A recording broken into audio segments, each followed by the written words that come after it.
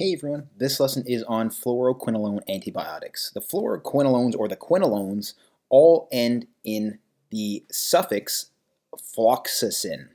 So ciprofloxacin, levofloxacin, and moxifloxacin are all examples of fluoroquinolones. So ciprofloxacin itself is a second generation, levofloxacin is a third generation, and moxifloxacin is a fourth generation fluoroquinolone. They are all absorbed well orally, but a key point in their use is not to use them in children. So don't use fluoroquinolones in children, and it's because of particular adverse effects or reactions, which we'll talk about later in the video. They are well distributed. They distribute to the kidneys, lungs, bones, stool, and white blood cells. Bacterial targets of fluoroquinolones include some gram-positives, including Streptococcus and methicillin-sensitive Staphylococcus aureus, or MSSA. So not MRSA, but MSSA. And they are also very good in treating gram-negative bacilli, which include Enterobacteria, E. coli, so gram-negative rods, Haemophilus influenza, Moraxella catarrhalis, Salmonella, Shigella, Campylobacter, Legionella, so Salmonella, Shigella, and Campylobacter are all examples of GI infections. Chlamydia, and Pseudomonas, in particular ciprofloxacin. So for pseudomonal coverage, we use ciprofloxacin out of all of the fluoroquinolones. Also has some activity against Mycoplasma bacteria as well, but they are not very useful against anaerobes, except in the case of moxifloxacin. And remember I mentioned that moxifloxacin is a fourth generation fluoroquinolone. So the fluoroquinolones all have different spectrums of activity depending on their generation. So the earlier generations of fluoroquinolones, like the second generation ciprofloxacin and the third generation levofloxacin, have good activity against gram-negatives, and they have good activity against aerobes. And as we move along to later generations, including the fourth generation fluoroquinolone moxifloxacin, moxifloxacin has additional activity against gram-positive bacteria and anaerobes. So the way we can remember this is with each generation it adds on to the previous generation. The activity against gram-negatives is maintained as we go to later generations. So moxifloxacin has similar activity against gram-negatives and aerobes as does ciprofloxacin and levofloxacin, but it also has additional activity against anaerobes and gram-positive. So as we move along the generations of fluoroquinolones, they gain additional activity, but they don't lose their previous activity from previous generations. I hope that makes sense. So some infections that we can use fluoroquinolones to treat include UTIs, because the majority of UTIs are caused by gram-negative rods, and the antibiotic that we would use for UTIs would be ciprofloxacin, because in antibiotic stewardship we want to use the lowest and most narrow spectrum antibiotic as possible. So we could use moxifloxacin for UTIs, but because it also covers anaerobes and gram-positives, we wouldn't generally use it. We would use the lowest or the earliest generation possible. So ciprofloxacin would be used for UTIs. For pneumonia, we generally use moxifloxacin. It can cover some other gram-positives. It may cover some Staphylococcus aureus, which would be the most common cause of a post-infectious pneumonia. So generally we would use moxifloxacin for pneumonia. We could also use fluoroquinolones to treat STDs, including chlamydia and cancroid, and also, as I mentioned before, pseudomonal infections, but we would use ciprofloxacin to treat a pseudomonal infection. So how do fluoroquinolones work? What is the mechanism of action of the quinolones? They are all bactericidal, and they are rapidly bactericidal because they inhibit bacterial DNA synthesis. They do this by inhibiting two specific bacterial enzymes. The first one is DNA gyrase, and the second one is topoisomerase 4. And DNA gyrase and topoisomerase 4 generally do the same function.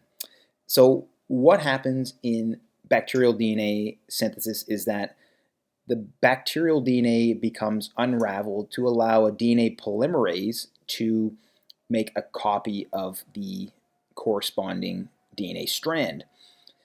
And in the process of unraveling, the DNA can become tightly coiled in a process known as supercoiling. So if you can imagine, if you're unraveling a coil of some kind, it can become very tight in the fork of that unraveling. So what DNA gyrase and topoisomerase 4 do is that they relieve the supercoiling. They relieve the tightness and the pressure in the DNA strands during this process. But when there are fluoroquinolones around, they can bind to the DNA gyrase or topoisomerase 4, inhibiting their ability to relieve supercoiling. This leads to an increased tightness and pressure within the DNA strands, leading to DNA fragmentation and damage, which ultimately lead to bacterial cell death. That is how the fluoroquinolones work. But because of overuse of fluoroquinolones, there has been development of antibiotic resistance to the fluoroquinolones. And bacteria develop antibiotic resistance through developing mutations in chromosomal genes for DNA gyrase and or topoisomerase 4. So mutations develop in DNA gyrase and topoisomerase 4, preventing the fluoroquinolones from binding and inhibiting them.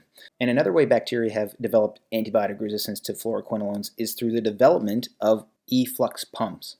And these are very interesting mechanisms whereby the bacteria can develop pumps that they can insert into their membrane to essentially pump out the antibiotics. So essentially they can send the fluoroquinolones back out so that the fluoroquinolones don't develop enough concentration within the bacteria to cause any dysfunction or cell death.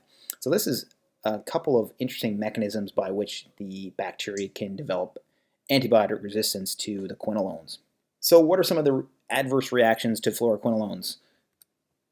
Some of the biggest ones, and some of the most common, are gastrointestinal symptoms. These include anorexia, nausea and vomiting, abdominal pain, and discomfort. There can be some nervous system effects, including mild headache, dizziness, insomnia, and mood disruptions. And some more rare adverse reactions to the fluoroquinolones, including delirium, hallucinations, seizures, memory impairments. These can be more, can have more of an effect in geriatric populations. There's also allergic reactions and rash to the fluoroquinolones. And one of the big ones for the fluoroquinolones specifically is arthropathy.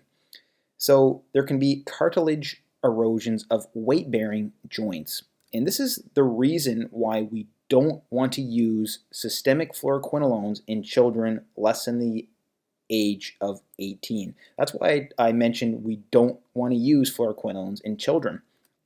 And additionally, we don't want to use them in pregnant women because the fetus is also developing cartilage in utero, and the fluoroquinolones seem to cause damage to cartilage, especially in individuals still developing their cartilage.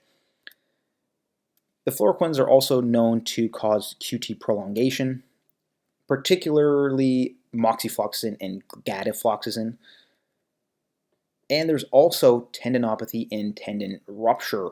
The Achilles tendon seems to be the most common to have tendinopathy and tendon rupture.